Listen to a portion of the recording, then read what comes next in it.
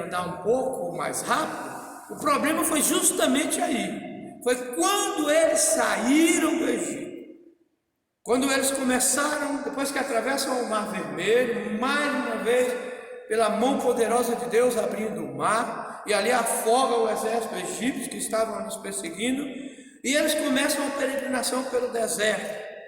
Deserto não era sinal de fome, de escassez, ou tampouco de necessidade. Deus escolheu levá-los pelo deserto, por quê? Porque era um caminho aonde eles poderiam ir seguros até a terra prometida, Canaã. Tanto que Deus proveu o quê? Deus proveu uma nuvem para lhes proteger durante o dia, para que o sol não os incomodasse.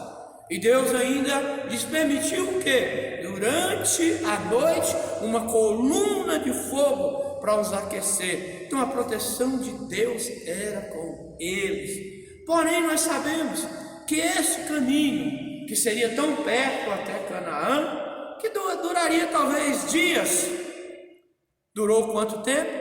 40 anos, por causa da reclamação, da murmuração. Mas eu vou colocar aqui uma outra questão. Acredito eu também, porque o povo de Deus começou a se desviar das verdades do Senhor, se desviou do propósito. O propósito era chegar em Canaã, o propósito não era construir casas no deserto, o propósito não era ter restaurante no deserto, o propósito não era ter fast food no deserto, o propósito não era ter praia no deserto, o propósito era atravessar o deserto e entrar na terra prometida, onde mana leite e mel. Porém, o povo começou a murmurar e começou a se desviar dos propósitos de Deus. E aí, queridos, é aonde começa uma outra questão que eu quero analisar com você, fazendo uma analogia com a vinda do Messias, com o que Cristo fez por nós. Eu quero tratar de um novo êxodo. Que novo êxodo é esse, apóstolo? O senhor está inventando? Não, era justamente quando o povo, a história é muito longa, não dá para a gente fazer aqui um pano de fundo de toda ela até Jesus, mas você entende que o povo cada vez mais entrou em Canaã depois dos 40 anos, o povo foi se acostumando com algumas coisas, deixou de obedecer a Deus e outra vez o povo se tornou escravo. Não escravo de um outro povo, não escravo de uma outra nação, mas se tornaram escravos de quem? Escravos do pecado. O mesmo pecado que derrubou o homem lá no paraíso.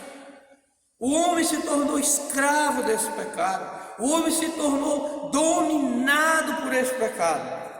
E Deus, com seu infinito amor, manda Jesus Cristo à terra, para Jesus promover um novo êxodo. Qual é esse novo êxodo? Tirar o homem do pecado e trazer a sua presença. Assim como ele tirou o povo do Egito e queria colocar numa terra que mana leite e mel, que era Canaã, assim Cristo veio para tirar o homem do pecado e colocar o homem aonde? Colocar o homem na Nova Jerusalém. E nós somos a igreja do Senhor. Nós temos essa promessa, queridos, e não podemos nos esquecer dela. Jesus é o nosso Salvador, morreu por nós para que fôssemos livres do pecado. E da mesma forma que Deus tirou o povo com o braço forte do Egito, Deus agiu com Cristo da mesma forma, com um braço forte. Dessa vez não enfrentou o exército egípcio, mas se enfrentou um exército muito mais forte, um exército muito pior, o exército de Satanás, o exército que aprisiona as almas, o exército que aprisiona famílias, o exército que destrói sonhos, o exército que veio para matar, roubar e destruir. Mas Cristo não sucumbiu a este exército, muito pelo contrário. Cristo enfrentou, Cristo não aceitou as armadilhas de Satanás, e Cristo foi tentado no deserto. Cristo passou por várias provas. A Bíblia diz que em tudo ele foi provado, mas não pecou, não caiu, se manteve fiel ao seu propósito, fiel à sua missão. E é isto que eu quero chamar a sua atenção.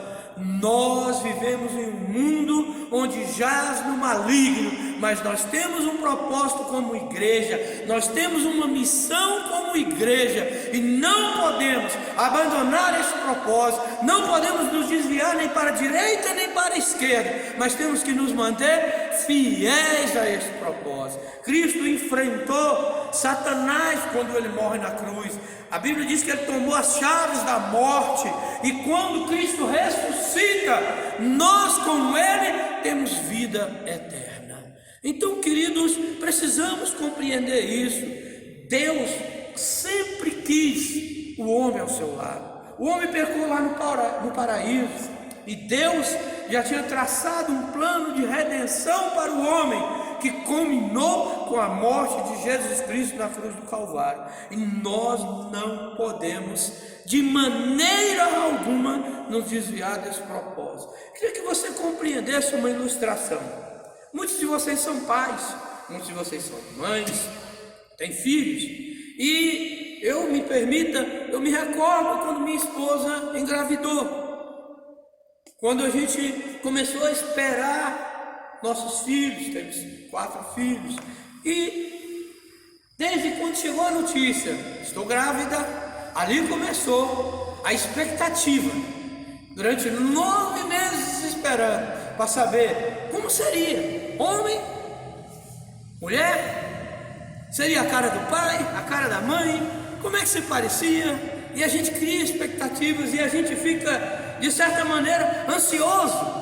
A barriga da mulher vai crescendo, e a gente passa ali já a conversar com a criança, tendo expectativa de como será o nosso relacionamento com o nosso filho, como será o nosso relacionamento com aquele que é o quê? Uma promessa de Deus para as nossas vidas, né? Porque para o homem a Bíblia diz que os filhos são herança do Senhor, e a gente tem essa expectativa de a criança crescer, e a gente está acompanhando, e obviamente até o dia que ela passa a constituir a sua própria família, e o ciclo continua. Mas o fato que eu quero te chamar a atenção é o seguinte: como você se portaria se um filho seu dissesse assim para você, quando você o chamasse, filho, vem cá, eu quero conversar com você, e ele dissesse assim, papai, eu não quero conversar com o senhor, faz o seguinte, o que o senhor tem para falar comigo, fala para os meus irmãos, aí meus irmãos depois passam para mim. Como é que você ia se sentir? Eu iria me sentir triste, eu ia me sentir arrasado como pai. Então, queridos, que você entenda dessa maneira, não é esse relacionamento que Deus quer com você. Ele é seu pai. Deus gerou expectativas em você. Deus tem expectativas em você. E Deus quer falar com você. Deus quer tratar com você. Deus quer estar frente a frente com você. Ele tem muitos filhos, mas Deus não quer que nenhum dos seus irmãos leve mensagem para você. Ele quer você ao lado dele. Deus tem uma grande expectativa no relacionamento dele com você. Sabe por quê? Porque Deus tem propósito na sua vida. Deus tem propósitos a serem cumpridos na sua vida. E esses propósitos, queridos, eles ficam em stand-by.